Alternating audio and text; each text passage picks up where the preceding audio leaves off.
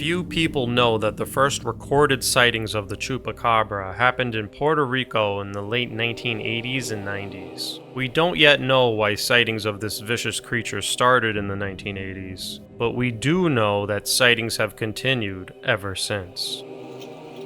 My name is Carlos, and I'm here to tell you about something terrifying that happened in my village in Puerto Rico back in 1995. I was only 10 years old, but I remember it like it was yesterday. It all started one warm summer night. My friend and I were playing hide and seek in the fields near our houses. The moon was full, casting eerie shadows on the ground. Suddenly, we heard a strange noise. It was a low growl, almost like a dog's, but much scarier. We froze. Our hearts were pounding. The night seemed to hold its breath. We looked at each other and we could see the fear in each other's eyes. We decided to head back home, but on our way, we saw something that made our blood run cold. There, in the middle of the field, was a creature like nothing we had ever seen. It was about 4 feet tall, with spiky spines running down its back, glowing red eyes, and sharp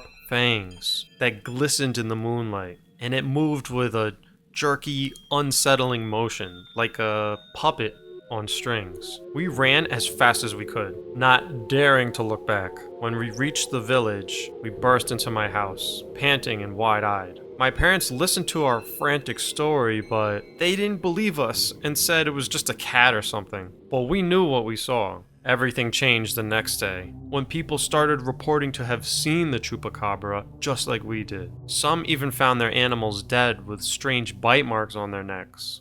The whole village was terrified. No one dared to go out at night, and everyone kept their animals locked up. But my parents thought it was just a hoax, and people were getting worked up about nothing. One evening, though, just as the sun was setting, we heard a commotion in our backyard. My dad grabbed his flashlight and I followed him outside. My heart was racing. He motioned for me to go back in the house, but I refused. I wanted to see his reaction when he finally saw it and believed me. The growl came again, louder and closer than before. We crept towards the noise and we tried to be as quiet as possible. As we approached the chicken coop, the beam of my dad's flashlight revealed a horrifying sight. There, hunched over one of our chickens, was the Chupacabra. Its sharp fangs were buried in the bird's neck, and its eyes glowed an eerie red in the darkness. My dad shouted, and the creature looked up, and its mouth was dripping with blood. It let out a chilling hiss and leaped over the fence and disappeared into the night. The next morning, my dad told everyone what had happened, and fear gripped the community. He was more scared than anyone after seeing the Chupacabra. I was a little mad he had not believed me, but at least now he knew the truth. People have a hard time accepting the supernatural, so I forgave him and anyone else that is skeptical. People took turns standing guard at night. We all tried to protect our farms, but the Chupacabra was elusive. It struck again and again, always leaving behind dead animals with the same strange bite marks. One night, my dad decided to set a trap. He placed one of our goats in a pen and surrounded it with a makeshift fence. He and I hid nearby, watching and waiting for the Chupacabra to return. Hours passed, and just as we were about to give up, we heard the growl again. The Chupacabra appeared, and it crept towards the goat with like a sinister grace. My dad turned on his flashlight and I grabbed a rock. We both jumped out and started screaming at the Chupacabra, and we threw rocks at it. It hissed and backed away, but it didn't leave. It seemed so determined to get the goat. My dad had a moment of sheer bravery, and he charged at it with a stick. The Chupacabra hissed one last time and then fled into the darkness. We had actually managed to scare it off.